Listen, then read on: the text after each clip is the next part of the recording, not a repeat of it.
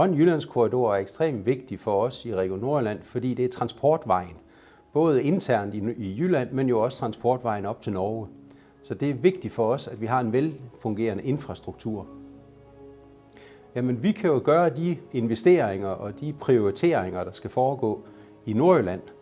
Vi er selvfølgelig afhængige af, at man kigger på hele korridoren, og at man tager de investeringer, der skal til for at fjerne flaskehalser og for at sikre en god forbindelse hele vejen igennem korridoren.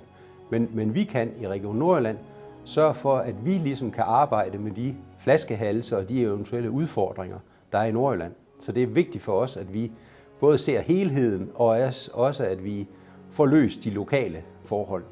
Som jeg ser det, så er det her med at få en velfungerende infrastruktur, det er i virkeligheden vi skal huske det globale perspektiv. Vi skal huske, at det med et transportinfrastruktur, det er ikke et lokalt opgave eller et lokal udfordring, det er i virkeligheden en global udfordring. Vi skal have nogle systemer til at fungere på både europæisk plan og global plan. Og så er det også de investeringer, vi laver i infrastruktur.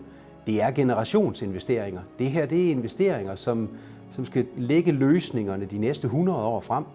Og det synes jeg, vi skal huske at have med, så vi ikke kun tænker kortsigtet, men også har de lange perspektiv på de her investeringer.